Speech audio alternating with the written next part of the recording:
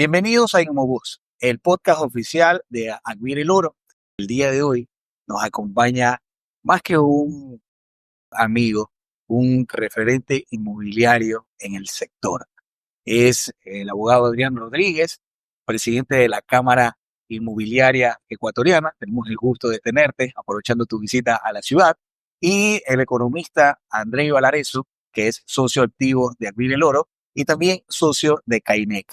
Y es un gusto poder contar con su presencia para darle eh, inicio a este primer podcast de Admire el Oro, que es Inmovoz, y tocar un tema en especial, queridos amigos. Es hablar acerca del Inmotren 2025 y la participación de la Asociación de Corredores de Bienes Raíces del Oro en el Inmotren. Bienvenido, Adrián y André. Bueno, Richard, a todos quienes nos van a acompañar en estos minutos de camaradería y de buen diálogo, un gusto compartir con ustedes, André, que ya nos conocemos hace algunos años también dentro del tema gremial, y bueno, contigo que hemos estado pendientes de algunos proyectos. Siempre para mí un gusto apoyar estas iniciativas y sobre todo este canal que cuenta el tras cámaras de toda esa parte formal y ese titán que se ha convertido ya el Congreso Inmobiliario Nacional a cargo de la calle. ¿Cuál es la diferencia principal del Inmotren 2025 con los años anteriores? Bueno, yo pensaría que incluso el nombre, ¿no? El Inmotren se patentó el año anterior. Originalmente teníamos otro nombre que no lo recuerdo en este momento, el primero que lo hicimos de manera virtual, pero ya al irse consolidando definitivamente pues era necesario manejar una marca, manejar un tema de branding y ha venido creciendo desde el primer congreso que fue en un espacio casi como este, con cámaras y telas verdes que se lo hizo de manera virtual hasta el último que fue en Cuenca, pues ha habido una evolución importante, ¿no? Se han sumado más actores, un congreso que nació únicamente de corredores, ahora ha aglutinado a promotores, constructores, la banca, el sector público, ministerios, carteras de Estado, cámaras de construcción. Entonces, pienso que lo principal que hemos logrado conseguir en estos 5 años de trayectoria, pues es ese proceso de evolución que la Cámara siempre lo avisoró, o sea, que no sea únicamente el área comercial el que se dé cita, sino que más bien sea un espacio en donde nos nutramos de la experiencia, del conocimiento y de, sobre todo, integrar estas buenas prácticas de servicio de todo lo que comprende la industria inmobiliaria. Entonces, pienso que del primero en el que estábamos presencial 180 personas, a los últimos congresos que han tenido cerca de 300, 400 personas, no solo el número de personas ha incrementado, sino también las temáticas. Y podría destacar que el último nos dio una satisfacción importante porque es la primera vez que logramos tener el aval de la Municipalidad de Cuenca, de la Prefectura de la SUAY, y también nos estuvo acompañando el viceministro de Producción, que muestra un poco cómo ha evolucionado y cómo este tipo de cosas puede generar visibilidad de nuestra industria. Ah, qué chévere. Me recuerda mucho a la feria inmobiliaria que tuvimos aquí el año pasado, que lo hicimos también con el aval de la municipalidad y con la prefectura. Es algo importante poder contar con el aval de instituciones públicas. ¿Cuáles son las tendencias que se discutieron ahora que marcaron ese cambio con los Inmotrends anteriores? Bueno, primero el tema de la calidad de expositores que cada año se va mejorando. Bueno, este año hablamos de lo que es la inteligencia artificial, que creo que todos los expositores, desde los académicos, porque estuvieron universidades participando también del evento, hasta los comerciales netos, grandes influencers que también son inversionistas, considero que lo que se habló es de inteligencia artificial y cómo nuestro modelo de negocio ha venido evolucionando para convertirse definitivamente en una estructura de decisiones informadas y dándole el principal, diría que el principal eje hoy de nuestro negocio es la información y cómo se procesa esa información para la toma de decisiones. Y creo que aquí entre todos quienes compartimos este espacio nos dedicamos a este negocio y entendemos que no es un tema de improvisación, cada vez se vuelve más competitivo, se vuelve mucho más metódico, se vuelve mucho más, diría yo, de élite y eso es lo que hablamos, ¿no? Estuvieron expositores a nivel nacional o internacional, profesores de universidades, y se pudo visibilizar pues este tipo de tendencia, que es a lo que buscamos todos llegar. Bien, la Big Data es el manejo de la información. ¿Qué consideran ustedes, Andrei, de que el manejo de esa información ahora, qué obstáculos nosotros podríamos tener ahora con el manejo de datos que se está formalizando a través del Estado ahora? Entonces, nosotros, ¿a qué debemos preparar?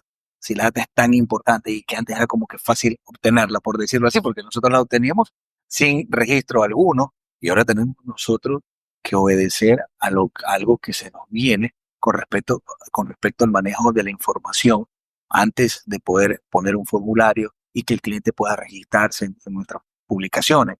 ¿Qué piensas que nosotros tendríamos dificultades, no dificultades al respecto?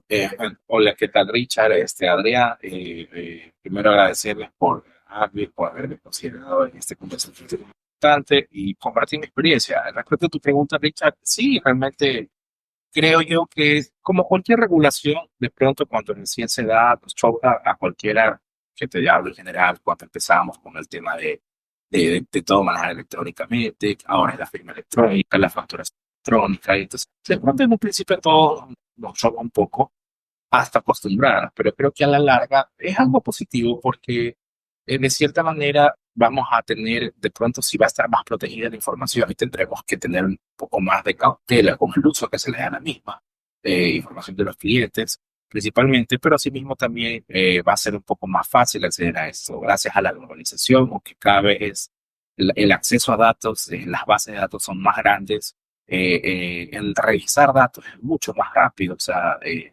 entonces, es mucho más fácil encontrar información referente a un cliente. Y al tener más información también nos permitirá a nosotros, como en el área inmobiliaria, tener una mejor idea de cuáles son las necesidades del cliente. ¿Qué producto, qué servicio puedo yo orientar al cliente que satisfaga mejor su necesidad de acuerdo a su gusto, preferencia, capacidad económica? Entonces, al haber más información o más datos, considero yo que se nos hace más eficiente y eficaz el resolver un problema. Perfecto. Ahora también ahí hago una acotación importante a lo que indica Rey. Yo pienso que durante toda nuestra vida ha habido información. El problema es que no se la levantaba, ¿no? Por ejemplo, ahora que pasamos un feriado, yo recuerdo hace 5 alcaldes anteriores, y no es que este lo esté haciendo, sino que ahora la tecnología y el tiempo en vivo que se puede recolectar, por ejemplo, sabemos cuántos turistas llegaron a nuestra ciudad. 89.000 en el último feriado visitaron la ciudad. ¿Cuántos fueron nacionales? El 80%, 20% extranjero. ¿Cuánto le dejaron a la industria hotelera? 12.5 millones de dólares. ¿Qué capacidad de ocupación tuvieron nuestros hoteles? 87.3. Entonces, esa información que antes era visible únicamente para las autoridades, hoy por hoy refleja esto a través del dinamismo de la Asociación Hotelera de la SUAY, o sea, por poner ejemplos, ¿no?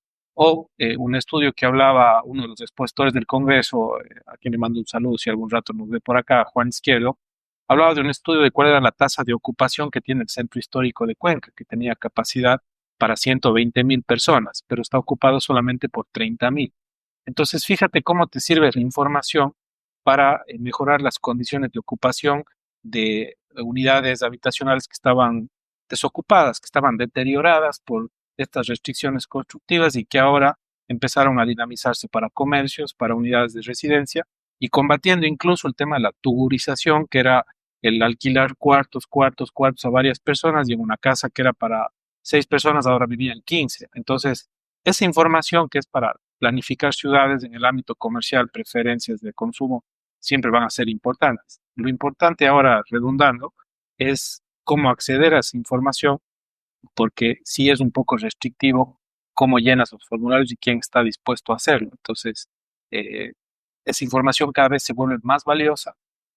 La idea es que esté disponible a la ciudadanía en términos generales, pero esa información masticada que nos daba Market Watch, recordarán, con un mapa de cómo está distribuida la ciudad y te decía el nivel económico por sector. Entonces, importante destacar estas cosas que antes quizás para nosotros como inmobiliarios no les veíamos tanto la importancia, pero ahora nos permiten ver oportunidades de negocio incluso hasta para poder asesorar una mejor inversión, ¿no? Por supuesto. O sea, solamente con los datos que tú acabas de decir, que lo había dicho Juanito, nosotros ya sabemos que tenemos que explotar el centro histórico de Cuenca en un 60%, o sea, aproximadamente. O sea, que falta por explotarlo de esa manera. O sea, te das cuenta o nos damos cuenta ahora lo valioso que es la información, lo que nosotros ahora podemos obtener para poder marcar, marcar estrategias, ver las tendencias del mercado, y no solamente a nivel local, sino a nivel global, por el asunto ecológico, autosustentable, y Sostenibilidad. la sostenibilidad, que es lo que se habló en el Congreso y justo Juanito tuvo el tema. Y fue una exposición muy importante, en verdad, de Juan con respecto a aquello, y sobre todo en ciudades que ahora son ejemplos. Y hay algo muy importante que con lo que tú acabas de mencionar, el nuevo anuncio de la zona franca tecnológica en la ciudad de Cuenca. Ujú. ¿Cuál es tu perspectiva? ¿Cómo tú ves? ¿Hacia dónde va la ciudad? ¿Por qué se tomó esa decisión?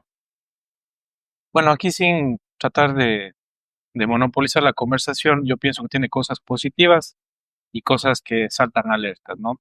Si bien la imagen de una imagen mercantilista de una ciudad, voy a poner este caso Cuenca, mañana puede ser Machala, en su momento fue Manabí hace unos 3 años que presentaba un boom de crecimiento importante y que se frenó por el tema de inseguridad, tiene un lado positivo y un lado negativo. Por un lado, un aspecto que para nosotros es importante en este momento, la ciudad atraviesa un momento económico interesante y ha volcado que los constructores que antes apuntaban a las playas, al norte, ahora han llevado ese capital a la ciudad. Pero esto tiene, por otro lado, otros efectos, ¿no? Estamos hablando ahorita, justamente el día lunes tuve una entrevista y hablamos de un proceso de gentrificación, que es lo que ahora empieza a la gente a llamarle la atención.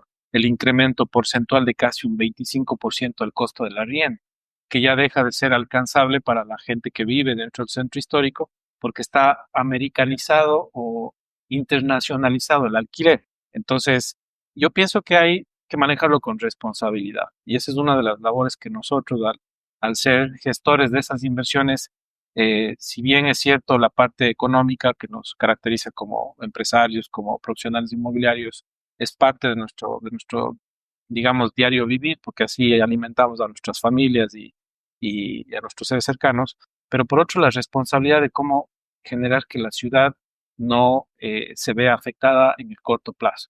Porque si manejamos la tendencia de incremento de alquileres de manera exponencial, probablemente en un año o 2 años vamos a estar viviendo una burbuja inmobiliaria que probablemente le obligue a la gente a salir del centro y a vivir a la periferia urbana.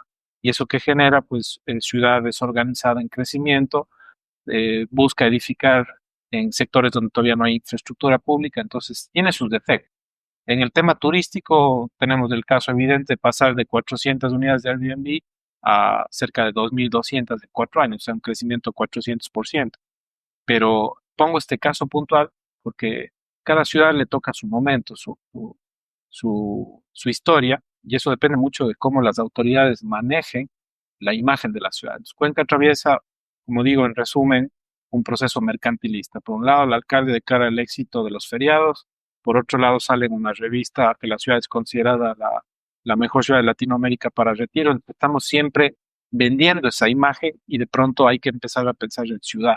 En ciudad, ¿qué pasa? ¿Qué factura les va a pasar a los cuencanos cuando ese arriendo que antes costaba $300 ahora está en 420 y que no está proporcional a, a los ratios de inflación, por ejemplo, ¿no? Que es como se debería manejar? Yo pienso que hay una responsabilidad muy importante de llevar nuestra actividad y nuestra profesión a un nivel mucho más completo que únicamente mercantilista. O sea, tiene que haber una concepción de ciudad, ver qué queremos. Y finalmente nos hablaban de que esos espacios donde tú conocías a tu vecino y salías a jugar pelota y comprabas en el helado la tienda de la señora de la esquina, que a todos nos ha pasado en nuestra niñez, que teníamos nuestra tienda favorita, ahora se va perdiendo porque ya no conoces quién vive al lado tuyo, ya no tienes esa oportunidad de darles a tus hijos la oportunidad de tener esa infancia. En algunos aspectos tenemos la gentrificación, que puede ser un efecto, Por otro lado, también el modelo de inversión, que es interesante, siempre va a generarle riqueza a la ciudad, pero hagamos un poco de conciencia hacia dónde queremos llevar y que sea sostenible. Ujú. Acá en la ciudad de Machala nosotros tenemos un déficit de oferta hotelera. Nosotros tenemos un déficit de habitación hotelera. Acá todavía el mercado está virgen con respecto a un sistema de Airbnb. Nosotros ahora en el Congreso, en el InmoTrend 2025, vimos algunos ejemplos muy interesantes. Andrei, ¿tú qué piensas de qué manera para las personas de Adquire el Oro, de la Asociación de Corredores de Bienes Raíces del Oro, que asistieron al InmoTrend 2025, qué tan beneficioso fue asistir para poder aplicar esos conocimientos, por ejemplo, acá, en ese tipo de data y llevarlo a nuestro medio local, acá en la ciudad de Machala, acá en la provincia del Oro? Bueno, yo asistí al Motref 2024 justamente por Advil. Advil el Oro fue quien me indicó, porque yo no sabía la existencia de Motref, no fue Advil el Oro quien me indicó y fue muy bueno. O sea, realmente tuve una experiencia tan grata en el 2024 que incluso yo, cuando fui la primera vez yo solo, y ahorita en el 2025 llevé a gente que trabaja conmigo en el mobiliario Realtor y a colegas también de Advil que de pronto andaba indecisos, porque obviamente pues, bueno, uno viajar a otra ciudad, 4 días dejar tu negocio, tu familia, representa un tema de tiempo y inversión, ¿no? Entonces yo les indiqué y algunos colegas de Advil también se sumaron ahora a Cuenca en 2025 y creo que fue una experiencia muy enriquecedora. Uno, tanto con los colegas, se correlaciona, conoce bastante. La presencia de la banca fue muy importante. Yo particularmente conozco que vendo bastante al lado de servicios financieros por la experiencia que tuve en banca y con las entidades bancarias que estuvieron ahí presentes, que algunas incluso no hay aquí en el Oro.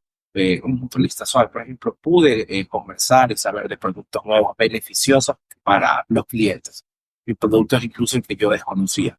Entonces, creo que cada colega de Admin que estuvo de alguna manera ascendió o fortaleció alguna debilidad que tenía, de pronto alguna debilidad, con las charlas técnicas que fueron referentes a inteligencia artificial.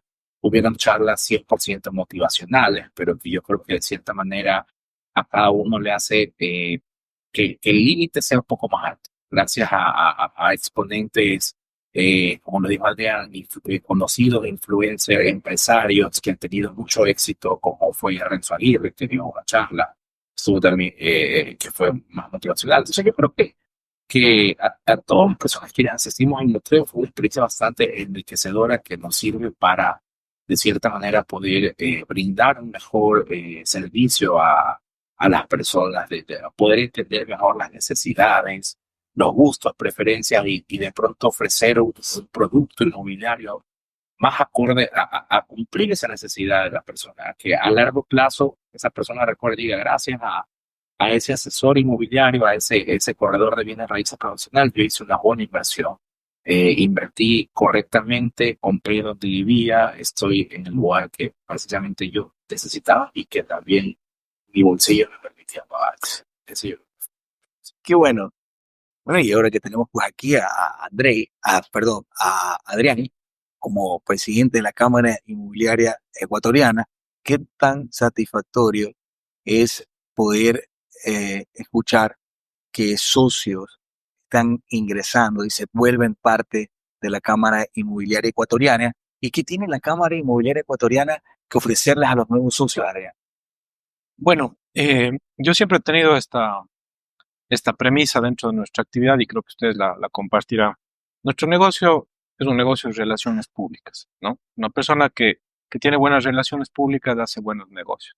Es un negocio de contactos, de mientras más gente esté a mi alrededor o yo pueda cimentar este networking, este lobby empresarial, profesional, me va a dar mejores oportunidades de crecimiento. La Cámara, a diferencia de las asociaciones provinciales, viene a complementar esa gestión, esa buena gestión que aprovecho siempre, al menos en estos últimos años, he podido ver esa transición de lo que eran las estructuras, porque en algún momento también fui presidente de ASUAI y también de la federación. Entonces, Lo que buscaban en su momento era darle esta transición del aspecto netamente político, estructurado, protocolario, algo mucho más ejecutivo, ¿no? Más corporativo. Y la PNL lo que busca es formar empresa, formar profesionales comprometidos con el empleo, la economía. Y hay cosas que se pueden conseguir nacionalmente que lastimosamente funcionan de esa manera. O sea, un buen músculo, una buena estructura genera mejores vitrinas, mejores oportunidades de consenso, y así hemos venido generando perfiles de competencias con el Ministerio de Trabajo, programas de formación y certificación con corporación como Mucho Mejor Ecuador, alianzas con centros de investigación y tecnología como la Cámara de Innovación y Tecnología Ecuatoriana, CEDIA, que es la Corporación de Educación e Investigación, se me fue ahorita todo el nombre, pero hemos ido generando este lobby que a veces no se siente tan directamente hacia el socio, pero sí hacia el sector, ¿no? Hacia el sector. Ahora con una ley de protección de datos que está ya prácticamente en ejecución con un superintendente designado hace casi unos 8 meses atrás, un año, se vienen nuevos desafíos, cómo se aplica eso a nuestro tema. En su momento la UAF en el 2021, cuando lanzó la resolución de que somos sujetos obligados de cumplimiento. O sea, hay cosas que realmente necesitan de, de esa gestión a nivel mucho más de mayor alcance, que es nacional. Y para mí, como un inmobiliario y no como un presidente mucho de foto o de protocolo, sino más bien poner el hombro, de poder saludarnos, de poder hacer negocios, creo que se generan esas oportunidades. Yo he cerrado algunos negocios en esta ciudad justamente con, con colegas que he conocido en este camino.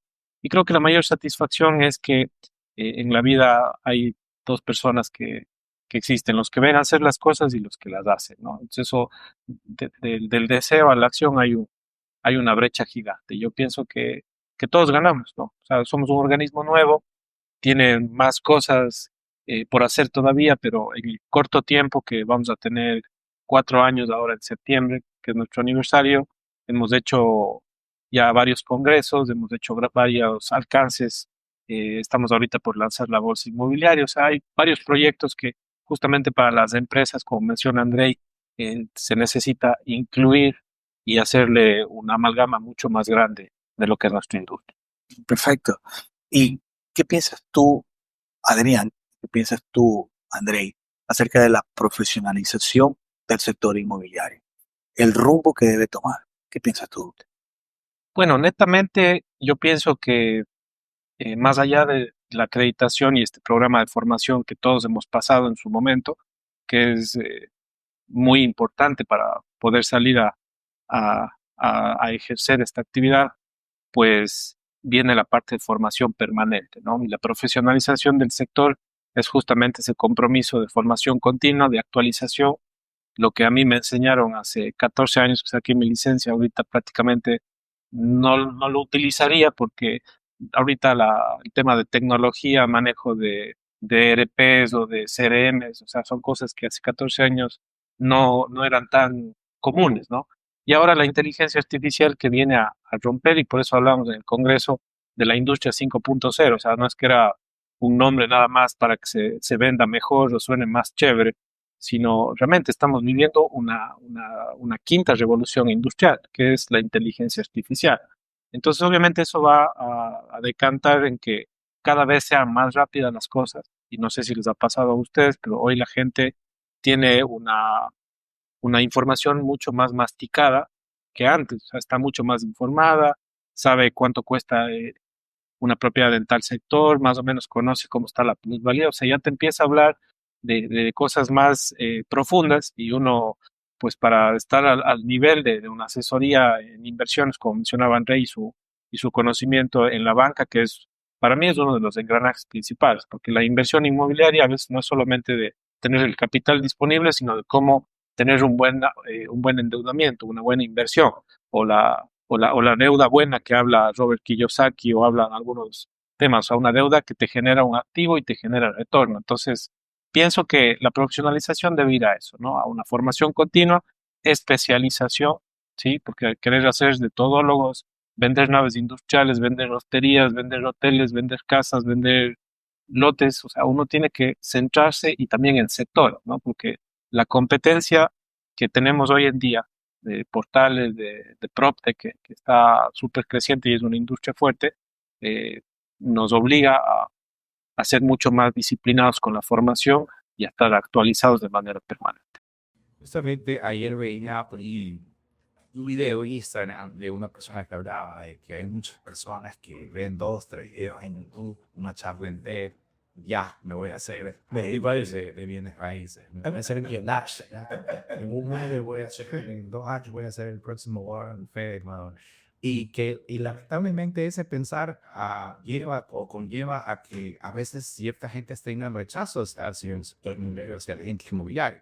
Y precisamente porque no saben distinguir entre un agente informal, autonombrado o autoproclamado muchas veces, o que de pronto vio por ahí un curso o asistió, trabajó un par de meses con alguna persona profesional y no se terminó de formar, el verdaderamente corredor profesional de bienes raíces. Somos corredores formados por ACRI, y que incluso más allá, en nuestro caso, que nos hemos inscribido para tener aún más de la situación Charles.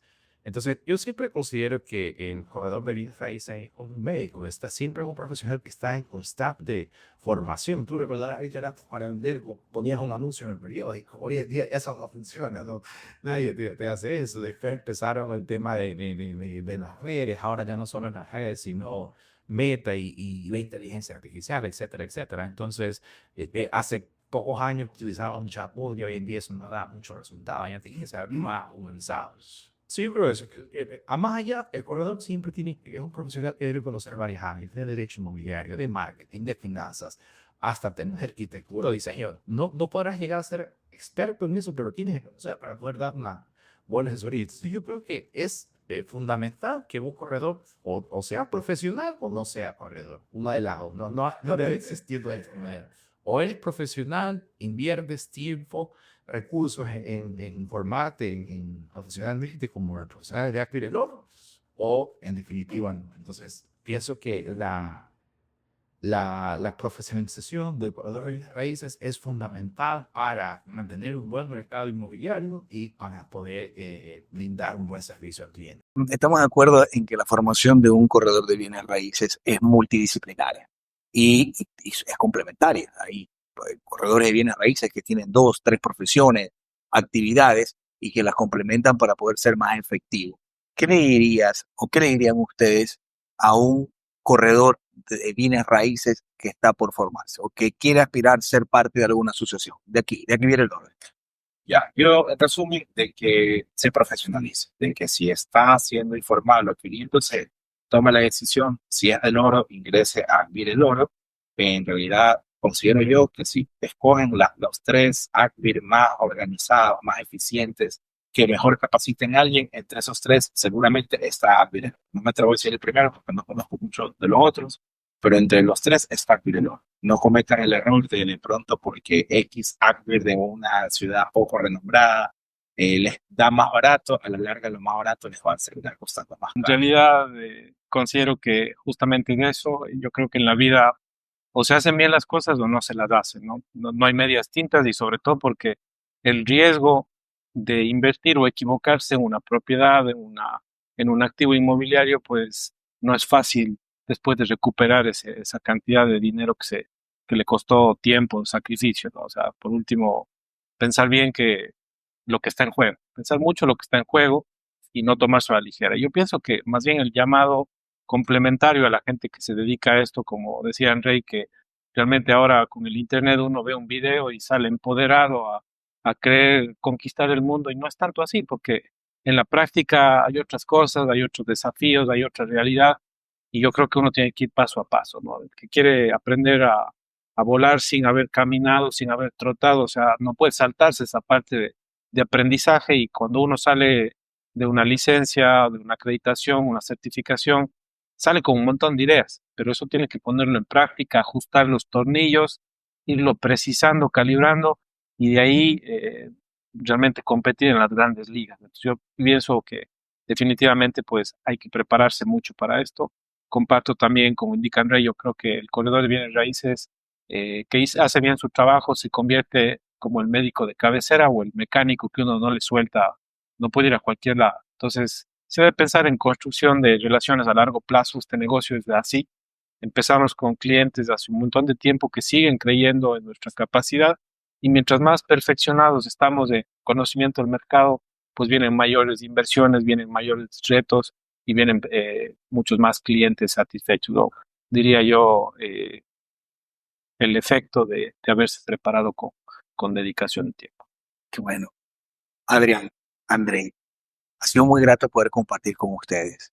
Quiero agradecerles pues su presencia aquí en Admire el Oro. Nosotros seguimos trabajando con profesionalismo, con ética, capacitando científica y técnicamente a nuestros socios para fortalecer esta institución. Pues espero contar con ustedes en una próxima oportunidad y pues Dios mediante, nos vamos a estar viendo en el próximo Himno Trend, que todavía tenemos que decidir todavía la ciudad en la cual se va a hacer. Eso va a ser como que la gente está en espera. ¿De dónde se va a hacer el próximo Himno Trend? 2025, pues, ¿no? Es que muy agradecido, muy amables. A ustedes un gusto y a la gente que pueda ver este espacio, que lo disfrute tanto como nosotros en hacerlo.